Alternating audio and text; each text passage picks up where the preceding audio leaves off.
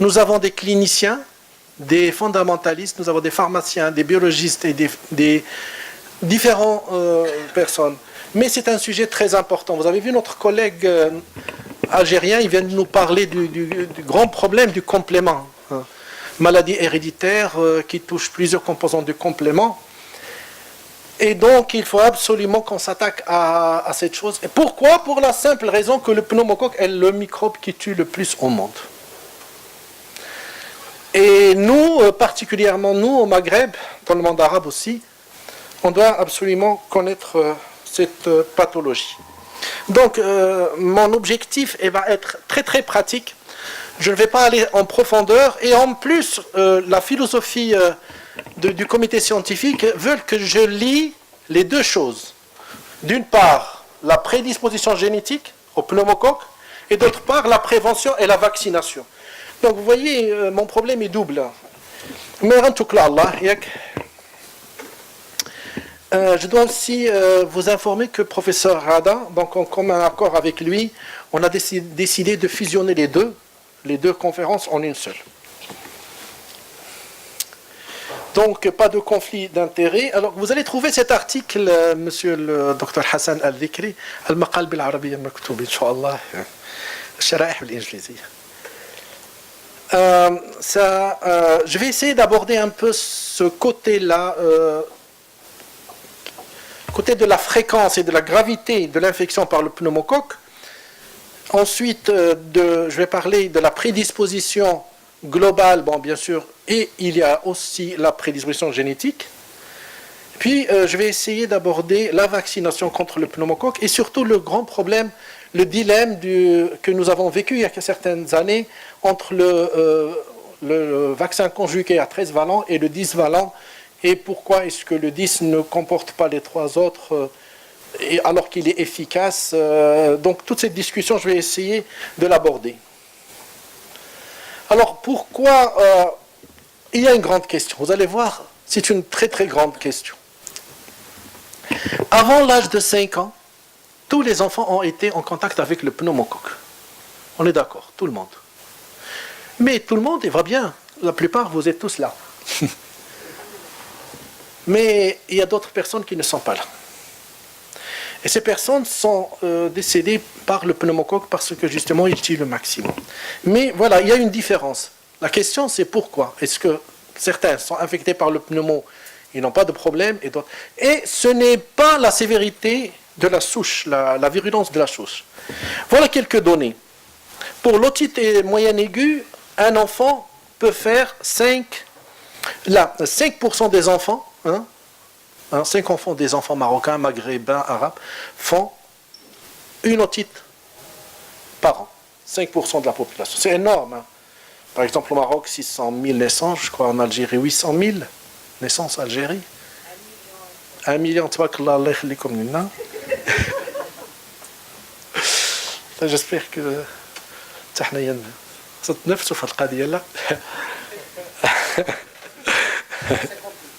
650 000. Bon, bon, alors les pneumonies 1 sur 1000, les septicémies 3 pour 10 000 et les méningites 1 sur 10 000.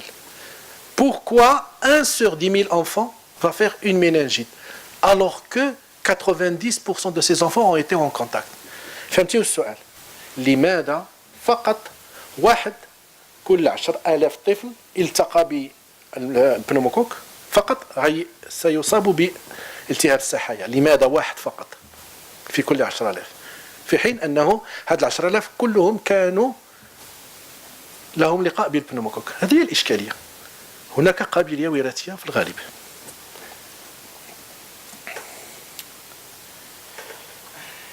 Les études qui ont été faites en français ont montré que le pneumocoque est une maladie, l'infection invasive au pneumocoque est une maladie des âges extrêmes. C'est surtout avant 15 ans et après 75 ans. D'accord? Nous avons mené en 2015 une étude multicentrique. Tous les CHU ont contribué à cette étude pour évaluer pour approcher la fréquence et l'incidence de l'infection pneumococcique dans tous les CHU du Maroc.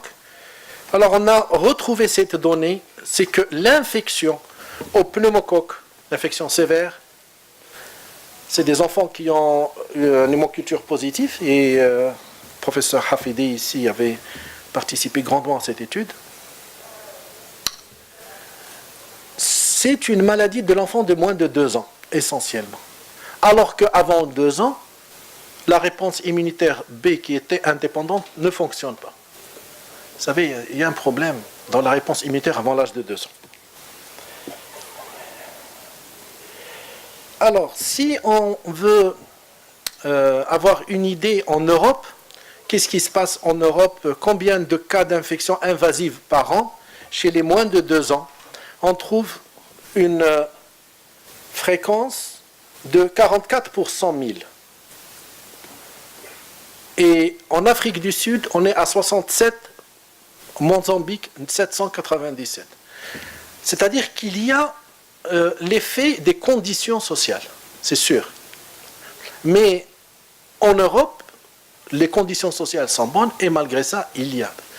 Donc, nous, on veut répondre à la question, en dehors de ces problèmes sociaux, la promiscuité, la pauvreté, etc., pourquoi est-ce que certains enfants font une infection sévère au pneumocoque? Au Maroc, la létalité juvénile au Maroc par pneumonie tue plus que les méningites. C'est-à-dire, sur 100 pneumonies, il y a 3,9 décès. Sur 100 méningites, il y a seulement 2,4% de décès. La méningite étant un tableau clinique très bruyant avec raideur, etc., le diagnostic se fait. L'atteinte respiratoire, elle a besoin d'une radio, et souvent la pneumonie a une extension très très rapide, parfois dans les 2 champs pulmonaires. On ne sait pas, ce sont des hypothèses. Mais la pneumonie tue aussi. Il ne faut pas dire que seulement la méningite qui tue. Les causes de la mortalité dans les pays développés, la pneumonie vient en tête. Donc vous avez vu qu'elle tue plus que le sida. Ici, ce sont des données de notre système, programme national de lutte contre les maladies infectieuses, mais vous allez voir que ces données ne sont pas fiables. Par exemple, la région du Grand Casablanca, nous avons pneumonie sévère, 595 cas. Pneumonie sévère, c'est quoi? C'est un enfant qui a une polypnée avec signe de lutte respiratoire. On n'a pas fait de radio. La définition, c'est polypnée et signe de lutte respiratoire. Et dans une région qui est le 1/3 de la région de Casablanca, eh bien, il y en a plus, 763. Donc, vous comprenez que ces chiffres-là ne sont pas fiables. On ne peut pas avoir à Rabat plus d'infections respiratoires qu'à pneumocoque, des pneumonies qu'à Casablanca. Alors, je vais aller un peu plus vite pour vous parler un peu des sérotypes. Donc, la première partie de mon exposé, c'était quoi? C'était que le pneumocoque est une maladie grave. Elle est grave pour certaines personnes, et on doit répondre à la question. Mais on a vu que c'était surtout les enfants de moins de 2 ans. Ça freine. Maintenant, on va voir de l'autre côté. On va se placer du côté du pneumocoque. Et on va voir les sérotypes. Là, c'est une étude qui a été faite à Casablanca. Avant l'âge de 5 ans, on avait pris 102 enfants qui avaient une culture positive au niveau de LCR, 38% et 50% du sang. Donc ce sont des infections invasives. Et ça, c'est les sérotypes qu'on avait découverts, identifiés. Et vous voyez qu'ici, il y a par exemple le sérotype 19A, le 3, mais il y a surtout ces sérotypes-là qui sont très fréquents. Bien. Première partie terminée. La fréquence, oui, c'est une maladie fréquente. C'est grave, elle tue plus. Elle tue les enfants de moins de 2 ans. Il y a plusieurs sérotypes. Il y a certains qui sont méchants, comme le 19A. Voilà. Ça, c'est la conclusion de la première partie. La deuxième partie. Maintenant, nous allons voir l'autre, la personne, l'enfant qui est atteint. On va voir qu'est-ce qu'on a pu découvrir jusqu'à présent? Quelles sont les maladies héréditaires qui prédisposent au pneumocoque? Et toujours, comme il y a beaucoup de résidents en pédiatrie, hein, je vais aborder la question d'un point de vue très pratique. Voilà un enfant qui a une infection invasive au pneumocoque, c'est-à-dire l'hémoculture ou la PL positive. Première question, est-ce qu'il y a une cause qui est évidente? Si c'est oui, donc l'enfant est immunodéprimé de façon acquise, c'est-à-dire il prend des immunosuppresseurs, il a une néoplasie, il a une splénectomie, il a une dysplasie, ça c'est une maladie héréditaire, la dysplasie ectodermique anhydrotique. Mais je l'ai mise ici parce que cliniquement, rien qu'en regardant l'enfant, on voit que c'est un enfant qui n'a que 4 canines et que les cheveux sont très clairsemés. Donc là, on a une première réponse. Oui.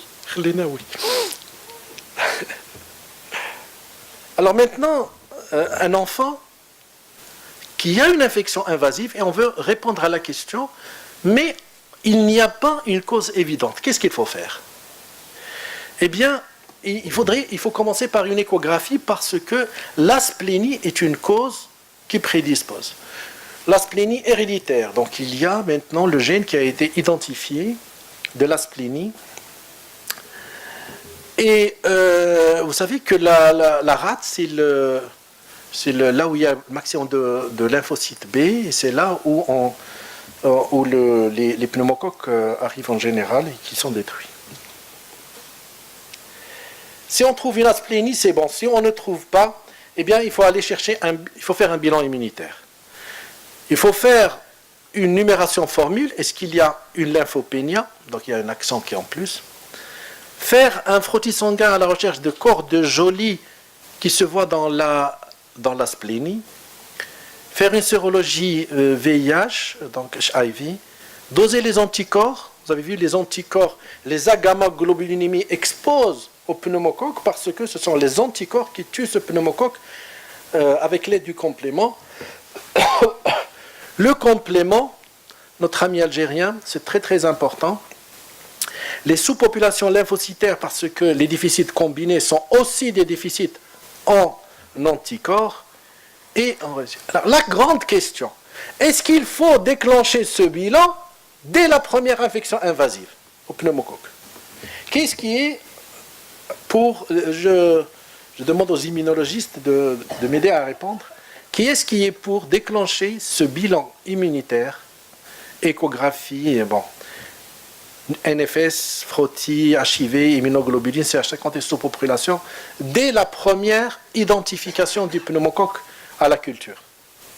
Est-ce que vous êtes pour? Si... Stade. Quelle? Non, pas la première. Pour? Oui. Stade Berbouche, tu es d'accord? Ah, qu'est-ce que Moi, j'ai posé la question à Capucine, je lui ai dit la première méningite à pneumocoque, elle m'a dit oui.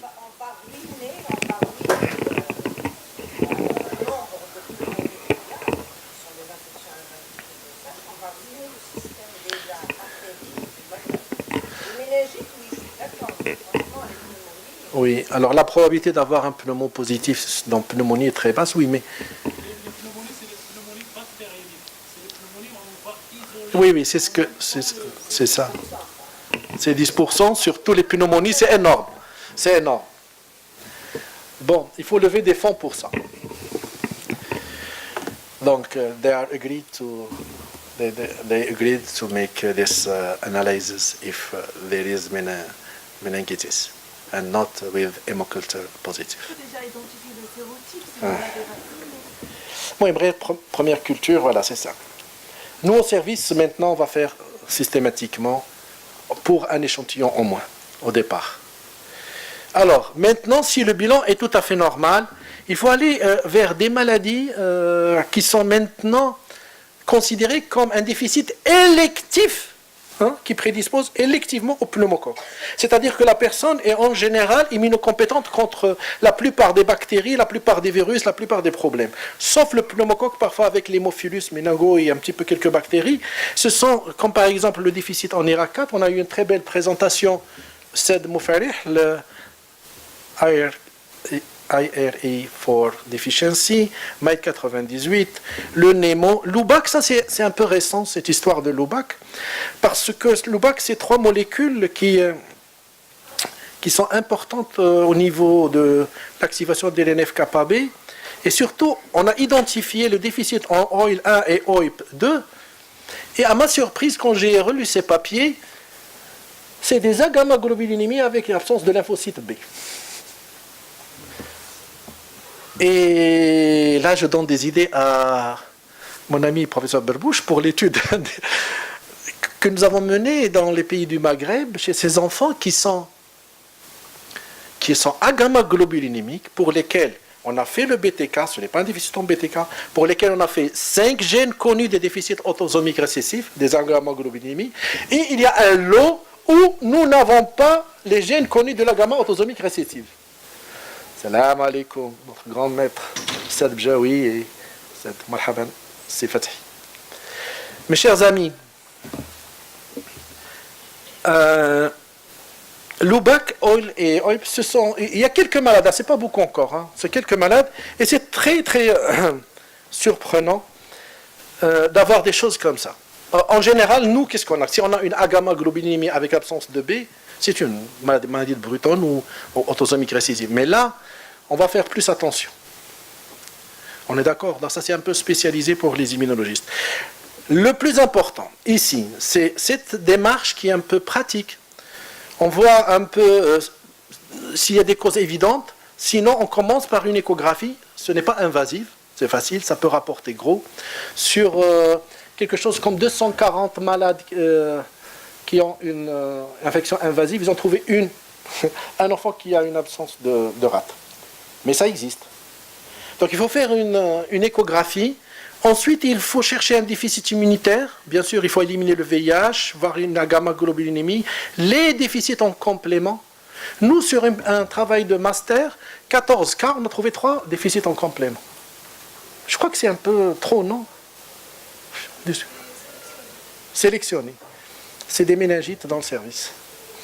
Voilà.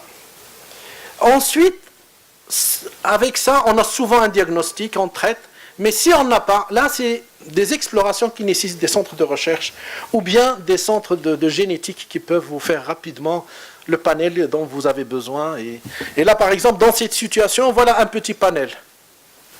Professeur Oldib fera un petit quelque chose ensemble pour ça.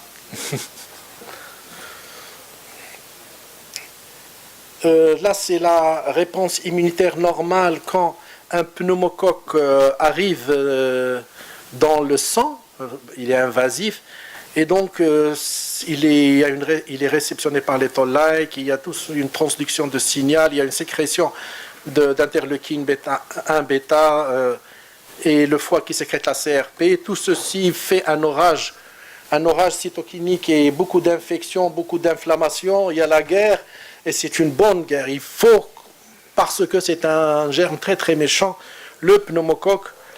Et donc, et tout le monde commence à travailler, les anticorps, le complément obligatoire. Vous avez vu pourquoi le déficit en complément, et bien sûr la place importante de la rate. Donc il y a 3 grands groupes. Il y a le groupe qui intéresse le phagocyte, avec beaucoup de gènes. Beaucoup de gènes dans les phagocytes. Il y a les déficits en lymphocyte B, c'est les agammas, mais il y a aussi le complément et il y a la rate. Bien, alors, qu'est-ce qu'on peut retenir de la prédisposition au pneumocoque? D'abord, elle existe. Ça fait, on vous a montré des gènes. Donc, si vous avez... شوفوا لي على حقيقتي والو الشعر ما كاينش صد شويه كتصور انت. Bon, la prédisposition au pneumocoque est une réalité. Les jeunes hein, vous n'allez plus passer rapidement devant une infection à pneumocoque. Surtout si elle se répète. Surtout si elle est grave et les immunologistes ici, ils sont d'accord pour que la méningite, on fait l'exploration. Vous êtes d'accord? En tout cas, nous, on va le faire. Cette prédisposition est de deux types. D'accord? En dehors de la prédisposition acquise, immunosuppression, VIH. La prédisposition héréditaire au pneumocoque est de deux types. Hein. J'essaie de vous faire une synthèse. La première prédisposition, je me permets de m'étaler parce que c'est 2 conférences qui ont été, donc j'ai 2 fois le temps. Donc cette prédisposition héréditaire est de deux types. Il y a une prédisposition commune avec beaucoup de bactéries d'infection. C'est les agammaglobulinémies, les problèmes du complément, les trucs, d'accord? Complément, c'est un peu sélectif. Et puis, il y a des maladies qui sont presque spécifiques du pneumocoque. C'est ERA4, MED88, le OIL 1 et le HOP. Ça existe. Nous sommes au début du chemin. Mais ce n'est pas normal que parmi 10 000 enfants qui sont en contact avec le pneumocoque, un seul va faire une méningite. Ce n'est pas normal, il a quelque chose. Donc maintenant, je vais essayer d'aborder la prévention. Les causes qu'on peut prévenir qui tuent l'enfant, eh bien, en tête, nous avons le pneumocoque. Bon, un petit rappel pour les jeunes. Vous savez qu'il y avait un vaccin pneumo 23. Ce vaccin n'est pas efficace avant l'âge de 2 ans. Pourquoi? Parce que les antigènes sont des sucres, des polysaccharides. Quand un antigène est un polysaccharide, hein, il ne provoque pas une réponse immunitaire, une mémoire et tout ça. Hein, parce qu'il fait intervenir une réponse immunitaire qui n'est pas mature, qui est la réponse B, qui était indépendante. Donc ce vaccin ne marchait pas. On vaccinait les adultes, ça marche. On vaccinait les enfants, ça ne marchait pas. Et donc, les chercheurs ont joué un très très sale tour au pneumocoque. Et qu'est-ce qu'ils ont fait? Ils ont créé un antigène qui n'existe pas dans la nature, qui est un mariage entre les sucres polysaccharides et une protéine de diphtérie, de tétanos. Et ce nouveau complexe protéine polysaccharide, il est efficace et il protège les enfants de moins de 2 ans. Donc, et du coup, il y a eu une révolution et le nombre de maladies de pneumocoque a été réduit d'une façon très très importante. Voilà un très très joli travail qui a été fait avec l'équipe d'infectiologie de notre service et le laboratoire de bactériologie. C'est un travail qui intéresse un peu l'infection invasive au pneumocoque au cours de 5 dernières années. Par rapport à la publication, non. Chez les enfants de moins de 5 ans, sur une période d'à peu près 5 ans, et cette période a vu l'introduction du vaccin. Donc on a une idée sur le vaccin avant le vaccin, pendant le vaccin, le premier qu'on a utilisé 13 valents, le deuxième 10 valents, et est-ce que au Maroc, le vaccin a apporté un plus? D'accord? Pourquoi je vais vous montrer ça? Pour voir si vraiment ce vaccin a réduit. Nous, on ne le sent pas. On ne le sent pas en tant que citoyen. Dans notre service, on a senti 2 choses. D'abord, la disparition de l'infection à hémophilus. Quelques petits cas chez des enfants à gamma-globulinimique ou qui n'ont pas été vaccinés. L'hémophilus, nous n'avons plus d'hémophilus. On avait la moitié de nos méningites, nos amis algériens, tunisiens peuvent vous dire que la moitié de nos méningites, c'était des méningites à hémophilus qui tuaient, qui étaient... Maintenant, nous n'avons plus de méningites. C'est formidable, hein? Nous n'avons plus de méningites à hémophilus. Deuxièmement, on a senti que le nombre d'infections invasives à pneumocoque a diminué dans notre service. C'est très important. Alors, ce travail,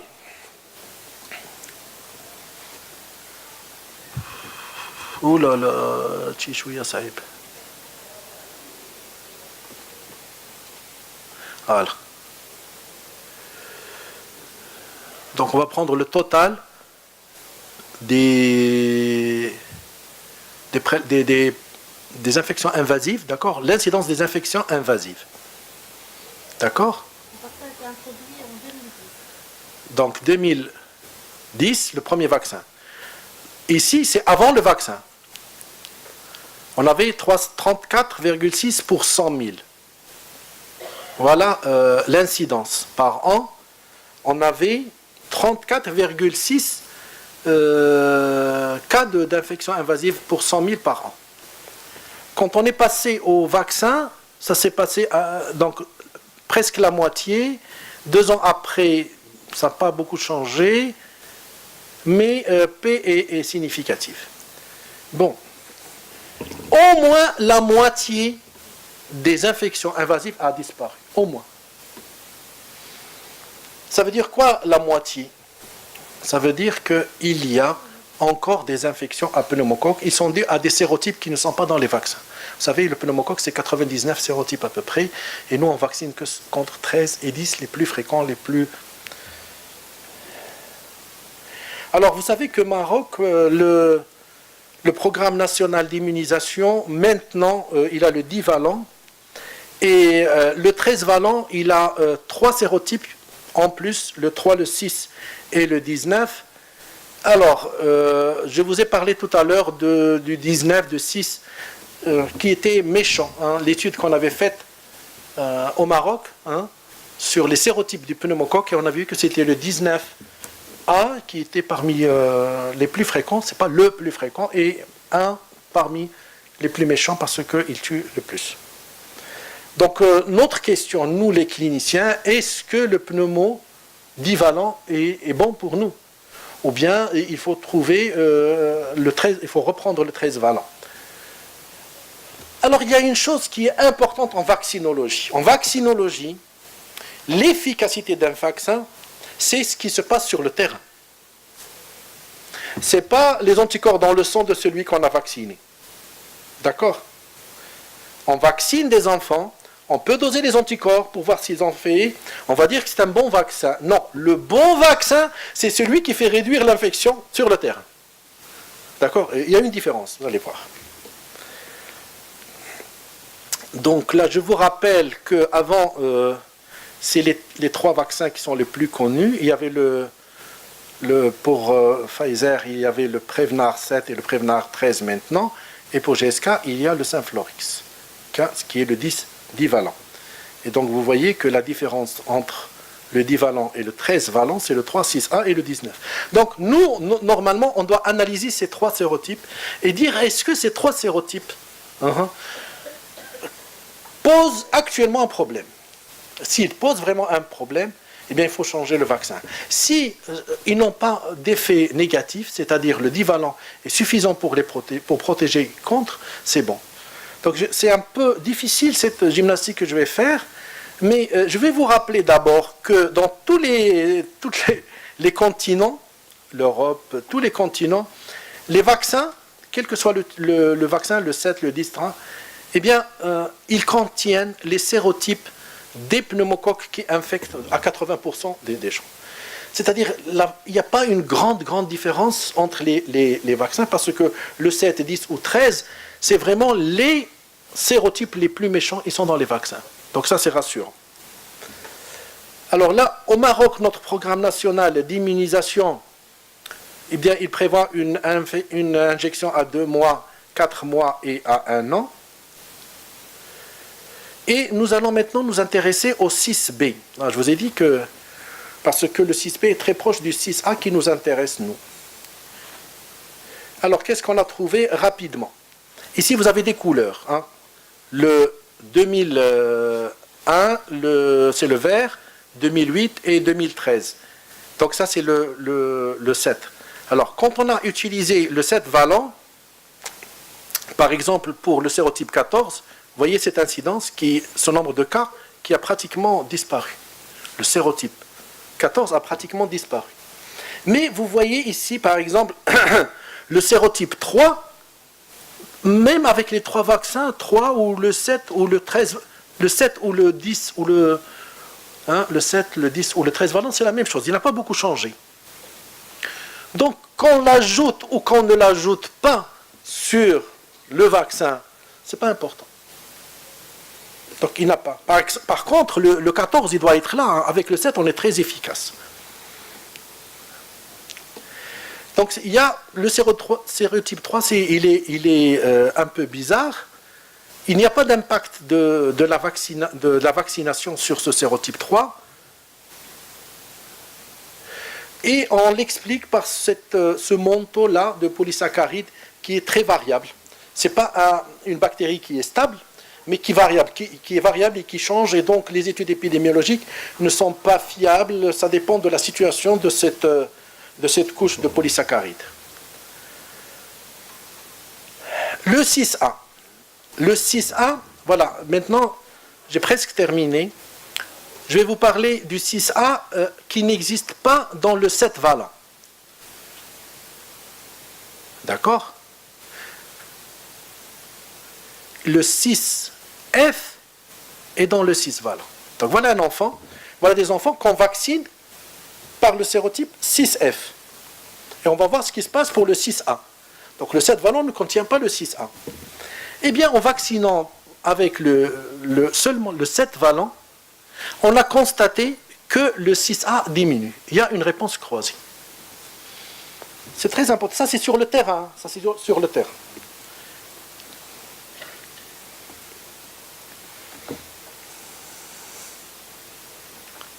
Voilà, avant, après. Il y a une diminution du 6A, alors qu'il n'est pas dans le... Où est-ce qu'il est? Ici, il y a le 6. Vous voyez, ici, nous sommes avec le 7 et le 10. Donc, le 6A a diminué, même si ces deux vaccins ne contiennent pas le 6A. L'incidence, tout ceci. Donc, il y a une protection entre le 6B, il y a le 6F et le 6A. Donc, voilà deux sérotypes. Le 3, il ne change pas, quel que soit le vaccin. Le 6, le 6B, il protège contre le 6A. Donc, il reste le 19. لديك 5 دقائق لتخلص من المكورة الرئوية. تخلص. بخلص عليها.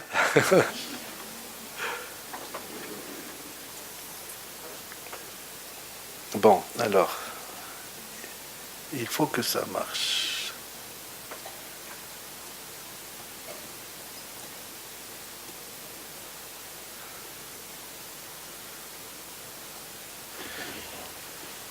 Il y a beaucoup de couleurs et c'est trop concentré.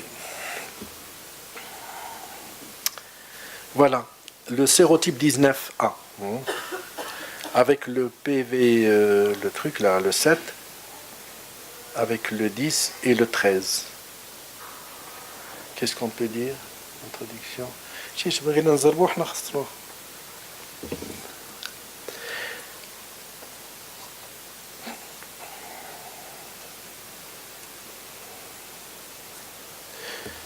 Bien, alors, pour le 19A, les autres sérotypes qu'il y a dans le 10, ils ont une activité fonctionnelle contre le 19A. Parce que la structure moléculaire est très très proche.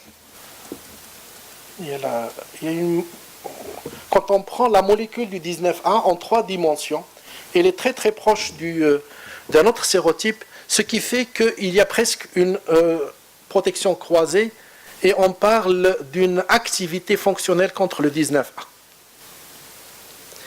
Bien. Ça, c'est une grande question politique qu'il y a eu au Maroc. En 2010, il y avait un problème. Pourquoi revenir au PVC, le divalent? Alors, il y a beaucoup de choses qui ont été faites entre 2010 et 2014, beaucoup d'études qui ont montré que, aussi bien pour le 3 que le 6A et que le 19A, il n'y a pas une grande différence entre les deux vaccins, même si sur le plan antigénique, on voit qu'ils sont différents. Mais sur le terrain, non. On a fait des études sur le terrain. Et donc, tous ces travaux ont été soumis à la Commission européenne. Voilà la structure. Donc, il y a une partie qui... le 19F et le 19A. C'est une structure qui ressemble, hein, j'ai oublié, mais ils sont très proches. Donc, quand on a des problèmes comme ça, eh bien, il ne faut pas rester attaché à des notions d'immunologie. Est-ce que l'antigène provoque un anticorps? Il faut mener des études sur le terrain. Et les études sur le terrain ont montré qu'il y a une diminution de ces antigènes, de ces sérotypes, même s'ils ne sont pas contenus dans... D'ailleurs, le 3 par exemple, quel que soit le sérotype, quel que soit il n'est pas... quel que soit le vaccin, il n'est pas...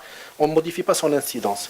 Et donc, les gens qui sont responsables de ces travaux ont présenté leurs documents à la Commission européenne de l'Agence de médecine européenne, qui a analysé tout ceci et qui a conclu que le vaccin sur le terrain, il protège contre le 19, même pour les otites, même pour les pneumonies. Et donc, au Maroc, on peut dire que le pneumocoque, qui est un vrai problème de santé publique au Maroc, qui tue beaucoup, au Maroc, le ministère reconnaît que c'est le pneumocoque qui tue le plus d'enfants. Il le reconnaît. C'est le pneumocoque 1. Alors pourquoi est-ce que le pneumocoque? Il y a des conditions sociales, mais il y a des conditions génétiques et nous devons les rechercher. Ce congrès-là, parmi les objectifs, c'est de rechercher. Et je suis très très content que notre ami algérien a lancé cet appel, qu'on s'unisse tous contre une partie qui peut expliquer, c'est le déficit en complément. Et je crois que l'une des choses qu'on doit vraiment construire entre nous, c'est cette histoire de déficit en complément en totalité, et que sur le plan de la protection, le 10 valent est sur le terrain aussi efficace que le 13 valent, et je vous remercie.